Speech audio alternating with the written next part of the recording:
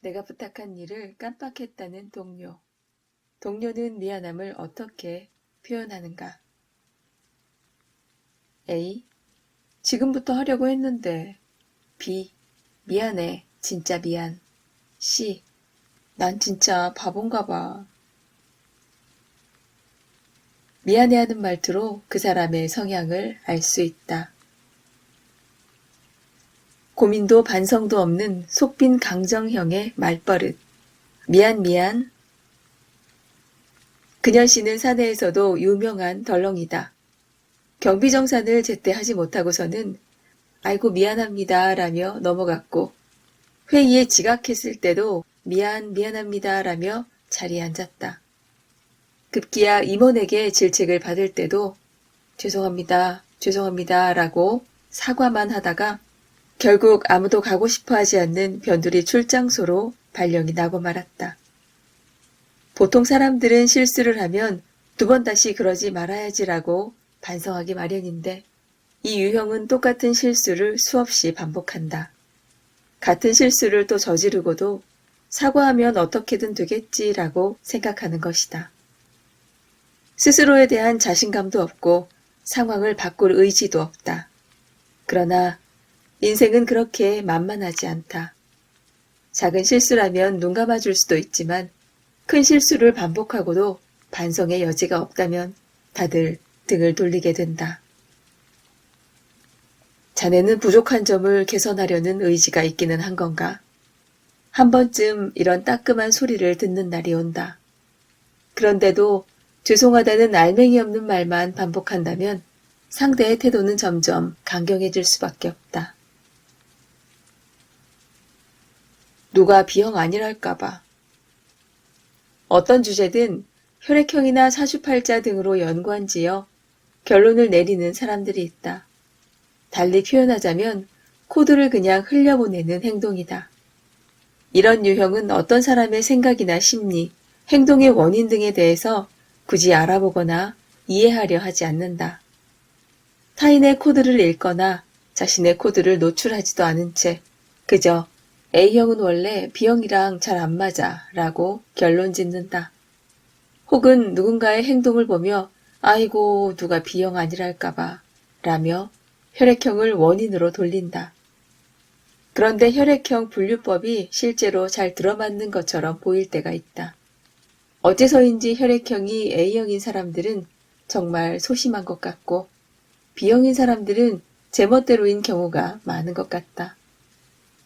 이는 심리학에서 말하는 자기 충족적 예언이라는 현상으로 설명할 수 있다. 자기 충족적 예언이란 미래에 대한 기대와 예측에 부합하기 위해 행동함으로써 기대한 바를 현실화하는 현상을 말한다. 거울자아 이론이라고도 한다. A형은 원래 소심하다는데 그래서 내가 이런가 봐 하는 생각이 그 사람의 행동에 실제로 영향을 미치는 것이다. 마찬가지로 혈액형이 B형인 사람에게 지인들이 반복적으로 B형은 엉뚱한 4차원 성격이라는 기대를 주입하면 그 기대에 부합하는 행동이 강화될 수 있다. 혈액형으로 사람을 단순히 구분짓는 것은 사람에 대한 고민을 게을리하는 결과로 이어진다. 또한 스스로 만든 울타리에 자신을 가두는 우를 범하게 될 수 있다. 이렇게 되면 자기 스스로 인간관계를 제한하는 결과를 낳는다. 인간의 성격은 어떤 환경에서 태어나고 자랐는가? 부모나 가족들과 관계가 어땠는가? 어떤 사람을 만나고 사귀었는가? 또 어떤 경험을 쌓았는가에 따라 수천 수만 가지의 색상으로 달라진다. 누가 B형 아니랄까봐 하는 말버릇은 사고의 어휘가 부족하다고 자인하는 꼴이다. 자신의 머리로는 깊이 생각하지 않고 그저 반사적으로 혈액형을 찾는 것에 불과하다. 지금부터 하려고 했는데 일을 잘하는 사람은 그 일을 원활히 진행할 수 있는 틀을 스스로 만든다. 누구나 감정의 기복이 있기 때문에 일에 집중이 잘 될 때와 그렇지 않을 때가 있게 마련이다. 하지만 능률적인 사람은 일을 시스템화해 놓기 때문에 감정에 쉽게 좌우되지 않는다. 대체 어디서부터 손을 대야 하지 하는 고민도 할 필요가 없다. 일의 순서와 속도를 이미 파악하고 있기 때문이다. 그래서 컨디션이 저조할 때도 일은 일대로 분리하여 프로답게 진행한다. 그런 측면에서 본다면 지금부터 하려고 했는데 라는 말을 자주 하는 사람은 안타깝지만 아직 실력이 부족하다고 할 수밖에 없다. 즉, 일하는 방법을 잘 모르거나 감정에 쉽게 휘말려 공과 사를 분리하지 못하는 사람이다. 다른 한편으로 보자면 이런 유형은 속말을 숨기지 못하는 솔직하고 순진한 측면이 있다. 적어도 핑계를 지어내거나 상대를 속이는 부류는 아니다.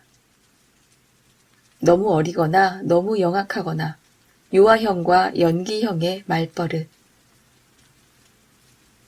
미안하긴 한데 업무가 제대로 진행되지 않았을 때 혹은 약속을 지키지 못했을 때 정말 미안하긴 한데 라고 변명을 시작하는 사람들이 있다. 일이 이렇게 된 건 유감이지만 내 잘못은 아니라는 이야기다. 본인으로서는 해명을 하려는 것일 테지만 듣는 입장에서는 그저 의미 없는 변명일 뿐이다. 죄송합니다. 제가 부족했습니다. 정말 죄송한데 제가 요즘 워낙 업무가 밀려 있어서요. 어느 쪽이 더 믿음직스러운가? 당연히 전자다. 책임감 없는 사람은 항상 변명부터 시작한다. 이렇게 하면 상황을 모면하기가 좀 더 수월할지 모르지만 그 다음부터 중요한 일을 맡기면 안 될 사람이라는 딱지가 붙는다. 이런 사람은 결국 책임감은 그리 필요 없는 일상적인 업무만 맡게 될 것이다. 어린아이들은 하지만 그치만 이라고 계속 변명을 늘어놓는다.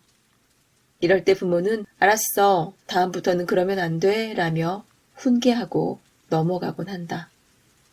이것은 아직 부모에게 의존할 수밖에 없는 어린 시절이기에 가능한 이야기다. 어른이 되어서까지 하지만 그런데를 남용한다는 건 아직도 유아기의 버릇에서 벗어나지 못한 것이다. yes but 화법은 누군가를 설득하는 힘이 있지만 그 반대인 but yes는 아무런 힘이 없다는 사실을 기억하라. 그저 상대에게 실망감만 안겨줄 뿐이다. 난 바본가 봐. 그거 하나 제대로 못하고 난 바본가 봐. 내 고집만 부려서 미안해. 내가 워낙 성격이 꽉 막혀서. 뭔가 일이 잘못되면 이렇게 자신을 비하하는 사람들이 주변에 있는가? 어쩌면 그 사람은 어리숙한 4차원 캐릭터를 연기하고 있는 건지도 모른다. 사실 그 사람의 진짜 모습은 좀 더 강인하다. 심리학에서 말하는 영합 행동이라는 것이 있다. 자신을 의도적으로 비하해서 격을 낮춤으로써 상대방의 심리적 경계를 푸는 동시에 호의를 이끌어내는 고등 전술이다. 난 바본가 봐 라고 자책하는 것은 전형적인 영합 행동이다. 이 말을 들은 상대방은 자기가 바보라는데 뭘 어쩌겠어 하고 체념을 하게 된다. 이 사람의 목적은 이렇게 상대의 빈틈을 파고들어 상황을 조금씩 자기에게 유리하도록 움직이는 것이다. 정말로 뭘 모르는 순진한 사람은 오히려 아는 척을 하게 마련이다. 그렇지 않고 일부러 바보인 척하는 사람은 주변의 공격이나 시선으로부터 자신을 지키려 수를 쓰는 것이다. 어쩌면 한 걸음 떨어져서 자신에게 속은 사람들을 여유만만하게 바라보고 있는지도 모른다. 이쯤 되면 진짜 바보는 상대방이라 해야 할 것이다. 일본 속담 중에 바보와 가위는 쓰기 나름이라는 말이 있지만 바보인 척하는 사람들은 쉽게 쓸 수 있는 존재가 아니다.